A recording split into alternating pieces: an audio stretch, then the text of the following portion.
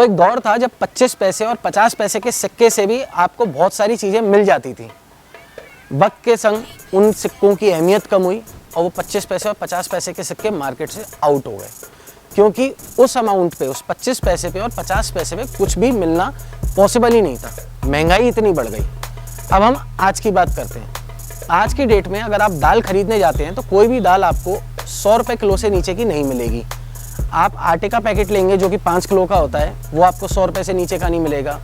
आप तेल की बात करेंगे, तेल भी 100 रुपये से ऊपर का है। तो जो भी बुनियादी चीज़ें हैं जिनसे इंसान अपना पेट भरता है वो सब 100 रुपये से ऊपर की हो चुकी हैं। पेट्रोल आपको पता ही है, पेट्रोल भी 100 रुपये के ऊपर चल रहा है। तो एक जो आम इंसान है, जो आम आदमी है, उसके लिए 100 के नोट की वैल्यू क्या रह गई है? कुछ भी नहीं। अगर आप सोचें कि 100 के नोट से आप गुजारा कर पाएंगे, आप नहीं कर पाएंगे। अटरम शटरम चीज़ों को अगर हटा देते हैं, नमकीन का पैकेट हुआ या समोसे कचौड़ी हो गए, नॉर्मल चीज़ें जो इस तरीके की होती हैं, ये सब आपको ज़रूर 100 रुपये से नीचे मिल जाएंगे। पर क्या इसको खा के आप जिंदा रह सकते हैं? आप जिंदा नहीं रह सकते। या आप इनको लगातार खा सकते हैं? आप नहीं खा पाएंगे। जो बेसिक्स हैं जिससे इंसान का पेट भरता है, वो सब कुछ आज की डेट में 100 रुपये से ऊपर का हो चुका है। और ये बात मैं आज की डेट में इसलिए कर रहा हूँ क्योंकि महंगाई जिस हिसाब से आज की डेट में बढ़ रही है, लोग उसकी तरफ ध्यान नहीं दे रहे हैं।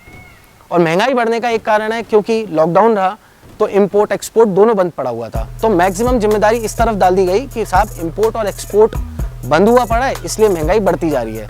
जबकि इसके साथ एक और बहुत बड़ा रीज़न है, वो रीज़न है जमाखोरी। लोगों ने चीज़ों को स्टॉक किया और स्टॉक करके उनको महंगा करके मार्केट में बेचा। आम आदमी के साथ समस्या ये कि क्योंकि दुकानें खुली नहीं हुई, चीज़ें अवेलेबल नहीं है, तो उसने औने पौने दामों पे ये सब चीज़ें खरीदना शुरू करी। और वो जो जमाखोर थे उनको आदत पड़ गई मोटा पैसा खाने की। तो आने वाले टाइम पे ये जो 100 का नोट है, इसकी वैल्यू क्या रहेगी आप खुद सोच सकते हैं। जब 100 रुपये में कुछ मिलना ही बंद हो जाएगा, तो जैसे 25 पैसे मार्केट से बाहर हो गए, 50 पैसे का सिक्का मार्केट से बाहर हो गया, वैसे ही एक दिन 100 के नोट की वैल्यू रह जाएगी। और 25 पैसे और 50 पैसे की बात निकली है तो मैं आपको एक बात और बताऊं, आरबीआई का एक ऑफिशियल स्टेटमेंट है कि 50 पैसे का सिक्का उन्होंने मार्केट से बाहर नहीं किया।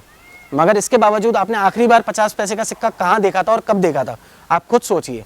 जो 2000 का नोट जिसके लिए कहा जाता था कि उसके अंदर जीपीएस नैनो चिप लगा हुआ है, वो 2000 का नोट भी मार्केट से गायब हो चुका है।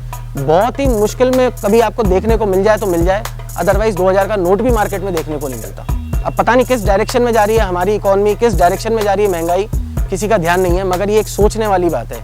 आप सब सोचें और आप क्या फील करते हैं, आप इसके बारे में क्या सोचते हैं, आप इसके बारे में क्या कहना चाहते हैं, हमें कमेंट बॉक्स में जरूर बताएं।